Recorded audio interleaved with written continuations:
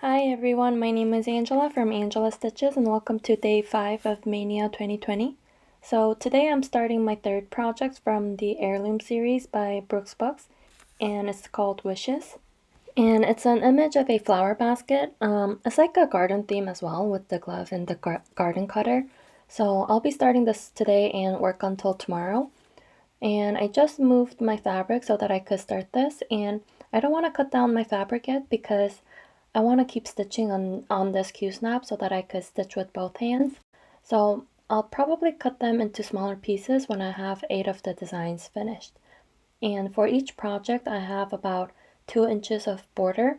I know that might be a little too much, but I don't want the stitched area to be under the Q-snaps. So I'm spacing them out a little bit more than usual so that I could position the Q-snaps in between the stitched areas. So I'm gonna choose my colors now, and again I'm probably gonna basically use the same colors that I used for my other 2 projects. But before that I'm gonna write down the names of the flosses that I used for my second project because I didn't do that yet. So I'm gonna do that right now onto my bullet journal because I want to keep track of what I'm using for each project. So if I need to come back to finish, I'll know exactly what I'm stitching with. So I'm gonna do that right now.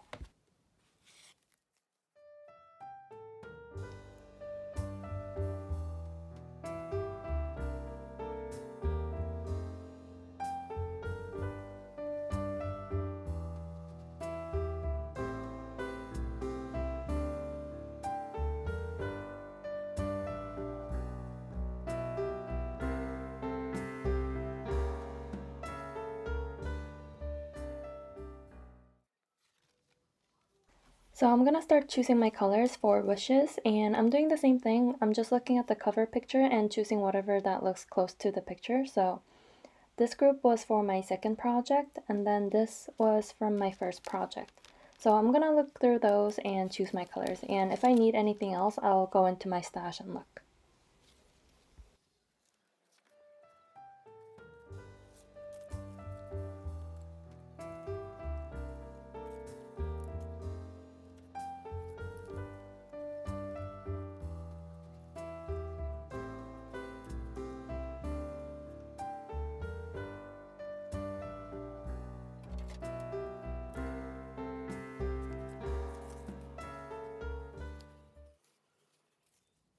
So these are the colors that I chose for wishes, and I needed a new lighter brown color, so I pulled that one out from my stash.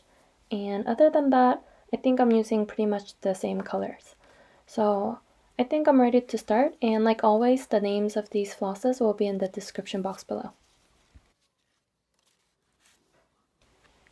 So I started and worked on it just for a little bit. So I'm working on these blue flowers here. And yeah, that's all I did so far. But today is May 5th and it's a national holiday for children. So it has nothing to do with me, but it's really nice out. And it's because it's a national holiday. My dad also stayed home. So we're going to the park for a walk together. And so I'm gonna take a break and come back to this later. But if I do have any clips of the park, I'll try to add it at the end of this video. So I'm working on this and I realized that I needed another darker pink for the roses. So I went into my stash and chose this one. And this was a gift from Angela from Color and Cotton, so this doesn't have a name, but I thought it was perfect for the darker pink. So this is going to be the darkest, and then this will be the second darkest, and then the middle color, and then the lightest. So yeah. So this dark pink is perfect for this project. So I'm gonna continue stitching and I'll come back later to update you on my progress.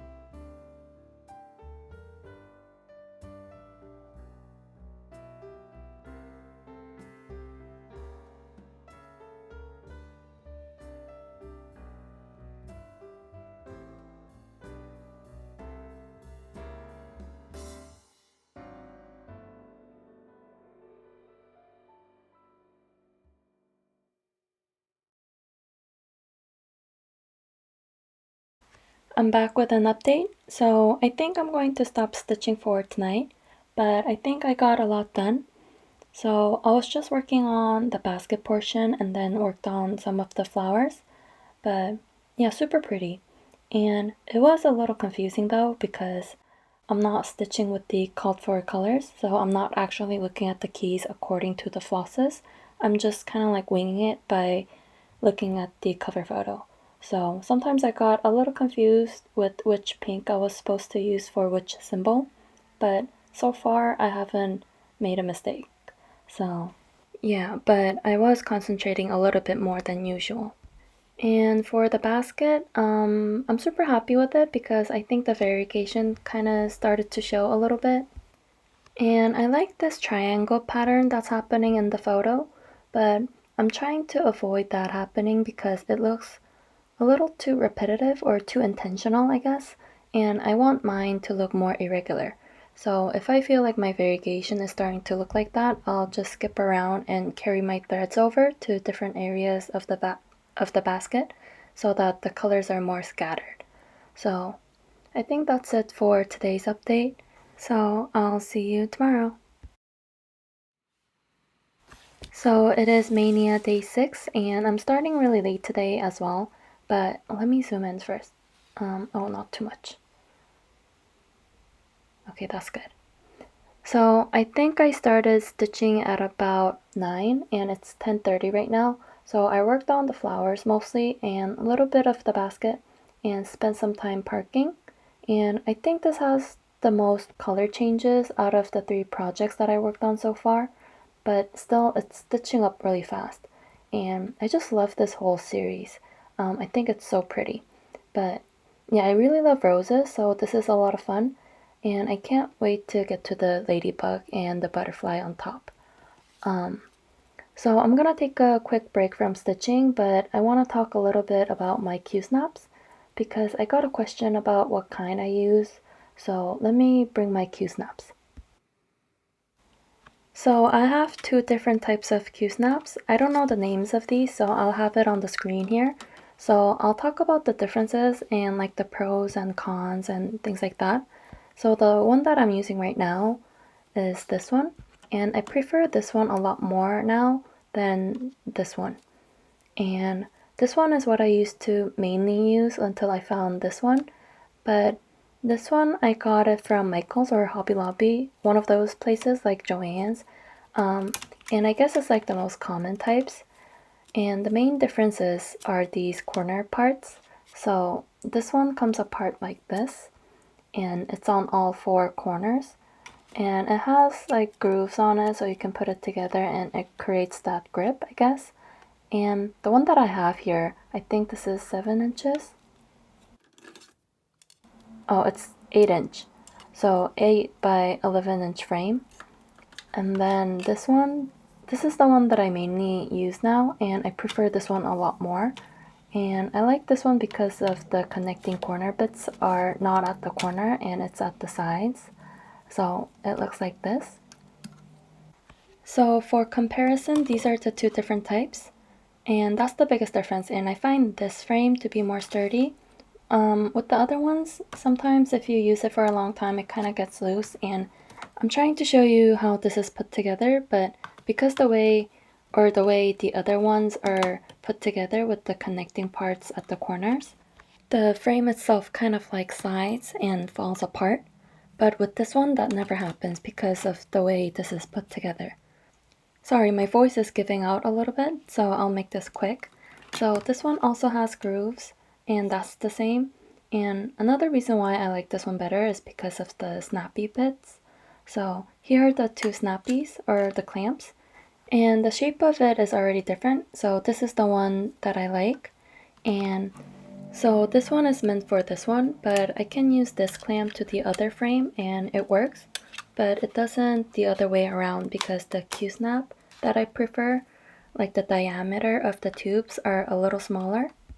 So I don't know if you could tell, but the overall thickness of it is a little different. So if I try to use this clamp onto the other one, the one that I prefer, that's not gonna work.